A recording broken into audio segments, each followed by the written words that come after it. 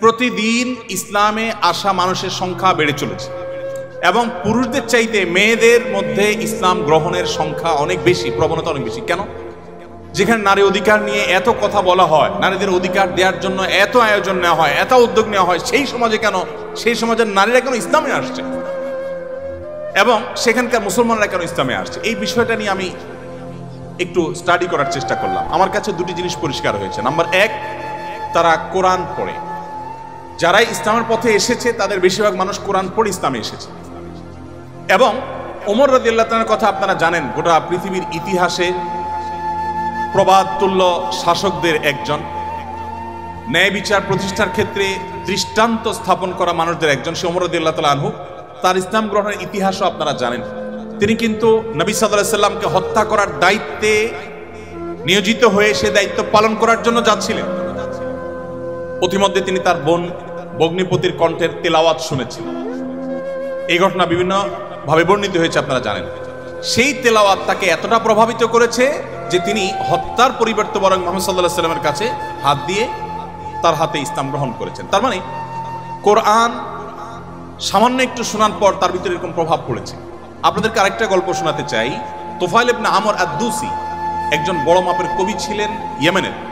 শুধু বড় মাপের নয়, আমরা জাতীয় কবি বলি, তখনকার জাতীয় কবির কালচার ভাবে ছিল না। যদি থাকতো হয়তো তিনি ইয়েমেনের জাতীয় কবি থাকতেন তখনকার।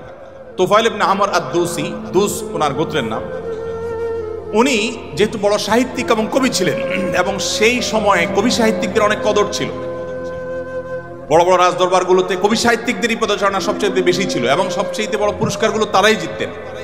প্রশংসা করে রাজাদেরকে বিভিন্ন কবিতা, বিভিন্ন পংক্তি, বিভিন্ন লেখা এগুলো উপহার দিলেই পুরস্কার পেতেন। তো তোফাইল ইবনে আমর আদ-দুসি যেহেতু সাহিত্যিক ছিলেন, ভিআইপি ছিলেন, তিনি মক্কা উমরা করতে এসেছেন।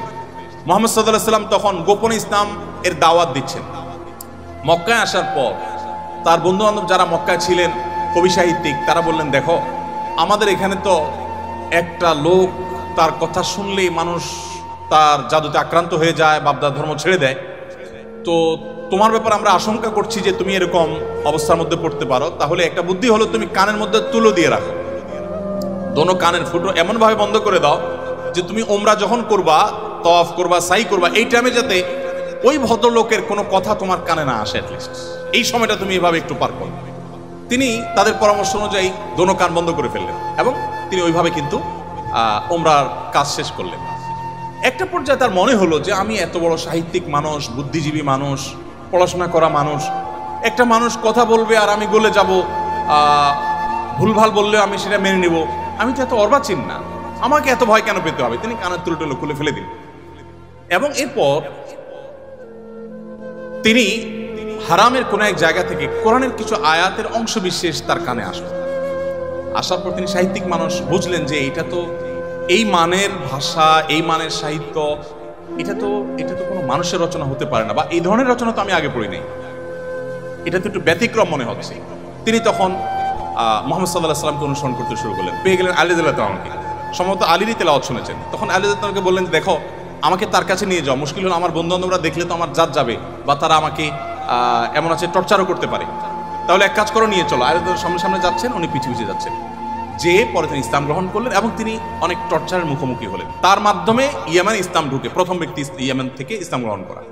আমি আপনাকে 50টা ঘটনা শোনাতে পারবো যে মানুষগুলো ইসলাম গ্রহণ করেছেন শুধুমাত্র কোরআন স্টাডি করে, কোরআন পড়ে। আমি আপনাদেরকে আজকে আহ্বান করে যেতে চাই, বাই চান্স মুসলমান আমরা যারা আছি, আমরা একটু ইসলামটাকে বোঝার চেষ্টা করি, আমরা ইসলামটা একটু জানার চেষ্টা করি। আমরা অনেকে মনে করি কোরআন হাদিস এগুলো হুজুরদের সাবজেক্ট, এগুলো শুধু ওনারা পড়বেন, আমরা শুধুমাত্র হুজুরদের মুখের দিকে তাকিয়ে থাকবো আর শুনবো।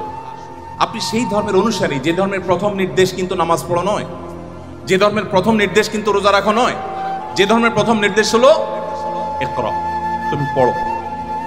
আপনি সেই ধর্মের মানুষ যেই ধর্মে আপনাকে জ্ঞান ভিত্তিক দিন আপনাকে গ্রহণ করতে বলা হয়েছে। আল্লাহ সুবহানাহু ওয়া তাআলা কোরআনে বলেছেন, ফাআলাম আন্নাহু লা ইলাহা ইল্লা। ইমাম বুখারী রাহমাতুল্লাহ আলাইহি কোরআনের পর সবচেয়ে বড় বিশুদ্ধতম আপনার ব্যাখ্যা গ্রন্থ, সেখানে আল্লাহ রাব্বুল আলামিন যে কোরআনে আয়াতে বলেছেন, এর আলোকে ইমাম বুখারী রাহমাতুল্লাহ একটা অধ্যায় রচনা করেছেন। আপনারা জেনারেল ব্যাকগ্রাউন্ডের মানুষ, আপনাদেরকে আমি কিছু এমন তথ্য দিতে চাই যেগুলো হয়তো আপনাদের জানা নেই, এবং সেটা এই জন্য দিতে চাই যে মুসলমানদের জ্ঞান বিজ্ঞানের চর্চা কোন লেভেলে ছিল, বিজ্ঞান তো বটে, সাধারণ জ্ঞানের চর্চাও কোন লেভেলে ছিল। ইমাম বুখারী রাহমাতুল্লাহর যে বুখারী শরীফের কথা আপনারা শুনেন, এই বুখারী শরীফ এটার যে শুধু ইয়েগুলো আছে, টাইটেলগুলো আছে, অধ্যায় এবং পরিচ্ছদের যে শিরোনামগুলো আছে, শুধু এই শিরোনামগুলোর ব্যাখ্যায় ভারতবর্ষের লেখক আছে, সারা ওয়ার্ল্ডের অন্যান্যগুলো বাদই দিলাম। শাইখুল হাদিস জাকারিয়া রাহমাতুল্লাহ আলাইহি ভারতের সাহারানপুরের উত্তরপ্রদেশের, তার লেখা আত-তারাজম ওয়াল আবওয়াব আছে। আপনার এই টেবিলের এই মাথা থেকে মাথা পর্যন্ত হয়ে যাবে সবগুলো ভলিউম রাখলে। এতগুলো ভলিউম ভর্তি কিসে? শুধুমাত্র সহিহ বুখারীর শুধুমাত্র যে টাইটেল বা শিরোনাম আছে তার ব্যাখ্যা। এবং এগুলো এতটা একাডেমিক এবং এতটাই আপনার ডিপ নলেজের বিষয় এবং এলমি বিষয়, একাডেমিক বিষয়, যে আপনি যদি এখানে প্রবেশ করেন তাহলে আপনি এটার ভেতরে শুধু ঢুকতেই থাকবেন এবং সামনে আগতে থাকবেন। এটা আমাদের ঐতিহ্য।